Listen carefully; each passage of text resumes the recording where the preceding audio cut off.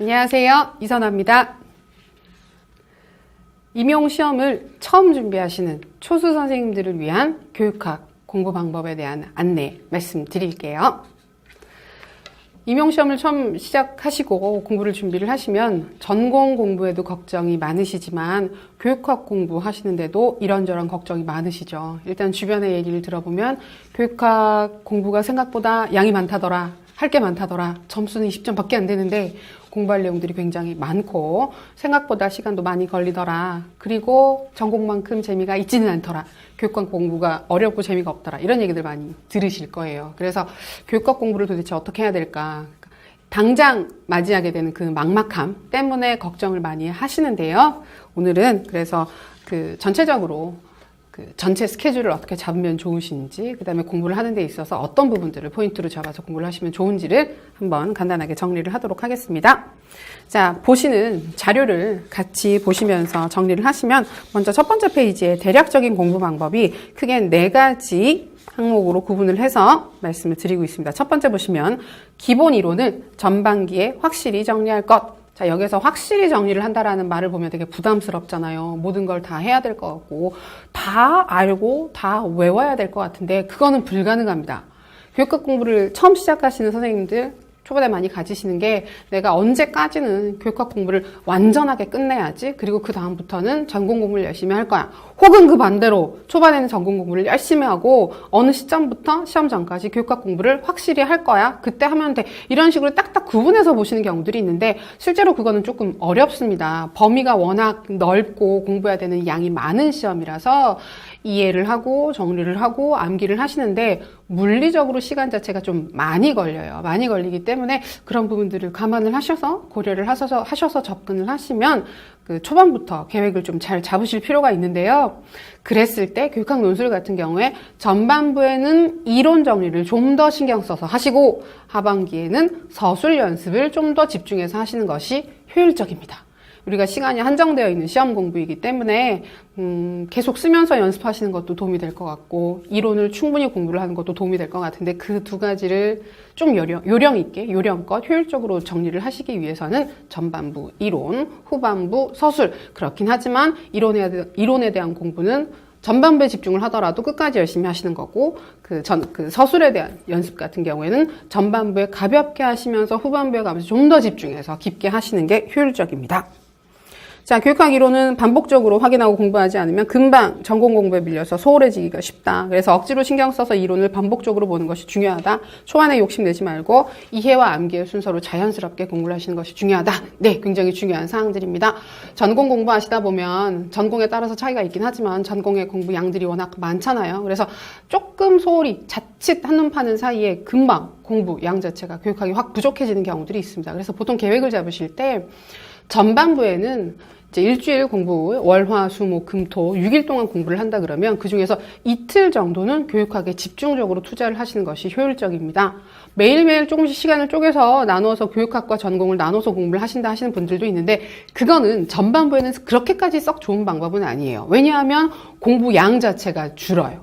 매일매일 쪼개서 공부를 하시면 공부가 된다 싶은 시점에 공부를 바꾸셔야 돼요. 전공으로 바꾸시고 전공부를 좀 하셔야 되는데 그게 하반기로 넘어가면 충분히 가능합니다만 전반부에는 충분한 시간을 들여서 좀 빠르게 공부를 하실 필요가 있기 때문에 보통 교육학 수업을 듣거나 아니면 인강을 들으시거나 아니더라도 한 이틀 정도는 교육학에 집중적으로 투자를 하시고 나머지 공부 시간은 전공으로 돌리시는 게 효율적이에요. 그래서 이 계획을 단속적으로 잡으시 마시고 시작하는 시점부터 시험 보는 시점까지는 어느 정도 유지를 해주시는 게 좋습니다. 그래서 가급적이면 한 6월, 7월 정도까지는 주당 이틀 정도 너무도 많이 하시는 것도 의미가 없어요. 전공 공부를 하셔야 되니까 이틀 정도는 교육학에 집중하시고 나머지는 전공 그 다음에 그 시점이 지난 한 7, 8월 시점부터 해서는 매일매일 시간을 조금 나누셔서 오전에 한두 시간 정도 후반부로 가면 갈수록 교육학 공부 시간 조금 줄어드리는 게 맞아요. 전공에 좀 더 집중하셔야 되기 때문에 한두 시간, 안 되면 2-3시간 정도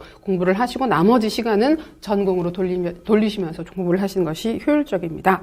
그리고 너무 욕심내지 마시고 내가 한두 달 안에 공부를 하고 완전히 이론에 대해서 다 알고 다 기억을 하겠다. 그건 불가능하다고 말씀드렸죠. 그래서 초반부에는 이론, 큰 구조, 그러면서 점점 디테일을 채워나가는 거. 결국 이론은 마지막까지 암기를 하셔야 됩니다. 시험 직전까지 암기를 하셔야 되는 거기 때문에 너무 욕심내시거나 빨리 되지 않는다고 조바심 내실 필요는 없어요. 반복을 하시면 충분히 시험 때는 기억을 하셔서 쓰실 수 있습니다. 자, 그리고 두 번째, 쓰기 연습은 꾸준히 하자. 자, 짧은 글이나 모의고사 쓰기 연습을 꾸준히 할 필요가 있다. 근데 시작부터 완전한 형식의 논술 쓰기 연습을 너무 많이 하시는 건 효율적이지는 않습니다. 시간도 많이 걸리고 효능감도 떨어지고 공부가 그렇게 재밌지도 않습니다. 그래서 전반부에 이론 공부에 집중하는 시점에는 주당 한두 개 정도 본문의 한 단락 쓰기 형식에 해당을 하는 짧은 주제들을 중심으로 한 짧은 글 쓰기 연습을 하시는 것이 효율적입니다. 그리고 정기적으로 한 달에 한 번 정도나 한 달에 두 번 정도 모의고사를 서술을 해보시면 충분해요. 그리고 모의고사 보시고 나서는 가급적이면 피드백을 받는 게 중요하십니다. 글을 쓰고 나시면 어떤 글이든지 글은 쓰고 나면 피드백을 받으셔야 돼요. 내가 혼자 보고 있으면 이 글이 잘 되는지 어떤 부분에서 다른 사람들이 읽었을 때 어떤 식으로 받아들여질 수 있는지에 대한 판단이 전혀 서지가 않죠. 그렇기 때문에 선생님한테 그 교육학 강사들한테 체크를 받으시는 것도 굉장히 좋고요. 그게 조금 어려운 상황이라고 하신다면 그 공부를 같이 하시는 스터디, 그다음에 같이 공부하시는 분들끼리 돌려 읽으시는 것도, 그리고 냉철하게 피드백을 주시는 것도 굉장히 효율적입니다. 그래서 여기 나와 있듯이 글쓰기 연습만 해서는 안 되고요. 이론 공부를 하면서 쓰기 연습은 꾸준히 하시는 게 좋습니다. 상반기에는 짧은 글쓰기를 중심으로 써주시고 하반기로 넘어가면 그 실제적인 모의고사 연습을 하시면 되겠습니다.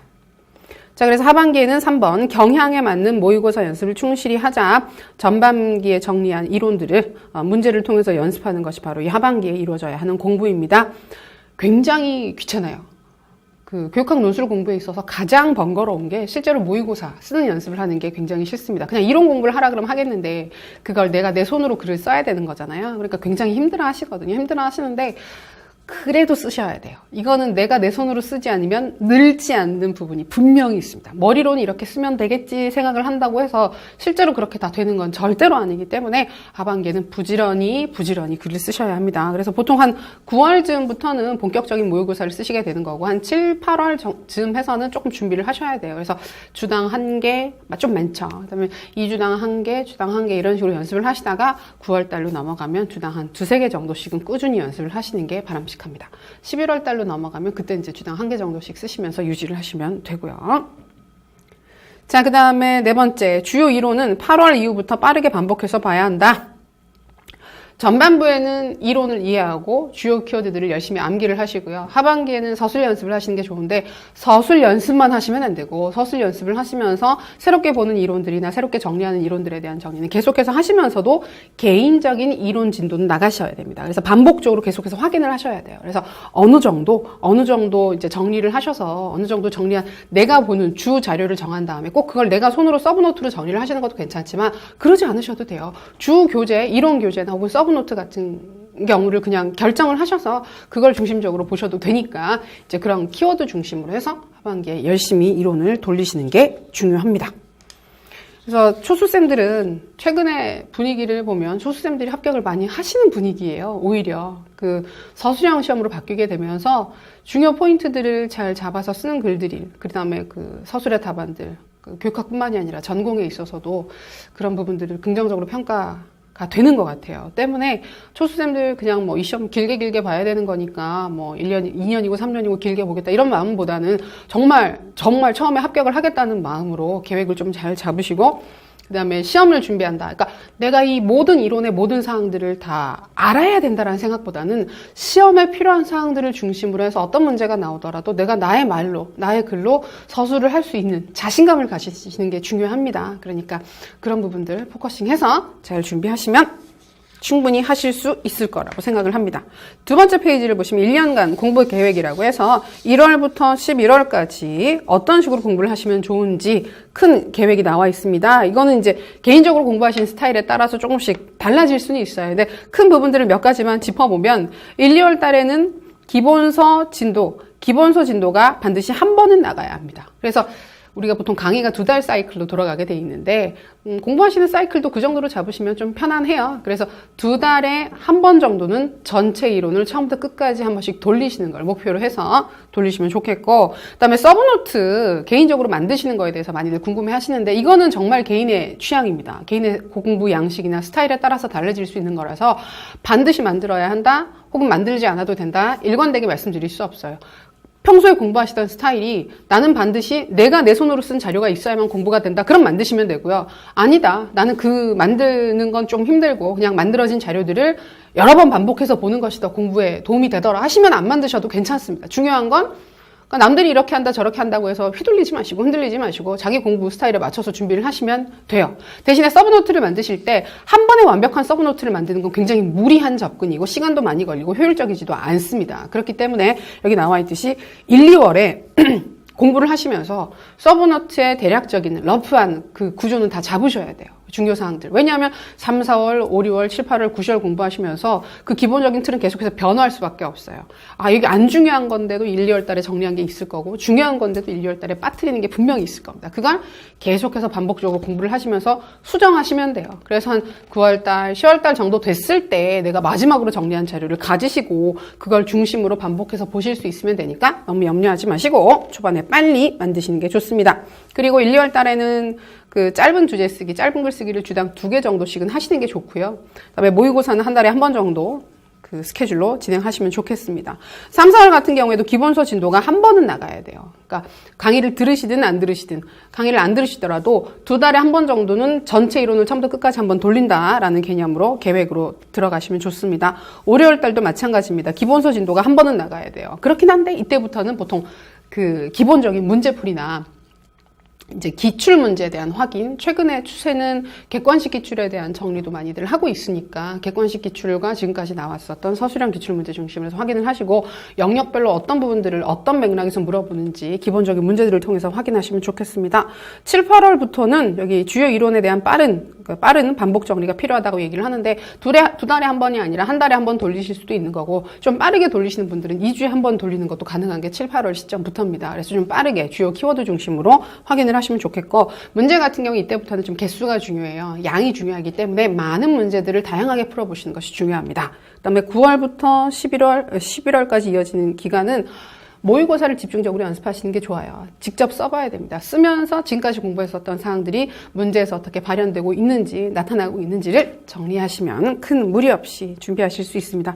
보통 이제 학원 쪽에서 제시를 하고 있는 공부 강의 계획들은 특히 초수생들이 따라가시기 굉장히 좋습니다. 그래서 어떻게 공부를 해야 될지 모르겠다 생각하시는 분들은 그 루틴에 따라서, 강의 루틴에 따라서 쭉 돌아가시면 가장 좀 편하게 기대어서 공부를 할 수 있는 스케줄을 보통 제공해 주게 돼요. 그래서 그 스케줄에 따라서 진행을 하셔도 좋고, 그걸 참고를 하셔서 진행을 하시면 될 것 같아요. 제일 중요한 건 어떤 기간이라도 공부가 쉬는 기간이 있으면 안 돼요. 이제 초수쌤들 같은 경우에 지금 4학년이신 쌤들도 제법 있으실 텐데 4학년 졸업하시면서 합격하신 분들도 되게 많으세요. 최근 분위기는. 근데 이제 상반기에 아무래도 교생 실습을 많이들 나가시기 때문에 교생 실습 기간을 어떻게 보내시느냐가 되게 중요한데, 사실 그때는 큰 공부를 하신다기보다는 교생 실습 전까지 공부하셨던 사항들을 놓지 않고 유지만 하셔도 됩니다. 완전히 손에서 떼는 순간 공부를 거의 새로 시작해야 된다라는 마음으로 그때는 일주일에 조금씩 보셔도 괜찮으니까 손에서 떼지 않고 보시는 게 가장 중요합니다. 그래서 보통 초수생들은 되게 무서워하세요. 겁도 많이 내시고 어렵지 않겠느냐, 이걸 이렇게 많은 내용들을 교육학뿐만이 아니라 전공들을 다 한 번에 할 수 있겠느냐 걱정을 많이 하시는데, 이게 그냥 보면 굉장히 많아 보이는데 한두 번 정리를 하면 할수록 공부해야 되는 내용들이 그렇게 많지 않다는 거, 줄어간다는 걸 많이 느끼실 거예요. 그러니까 자신감 가지고 열심히 같이 해보도록 합시다.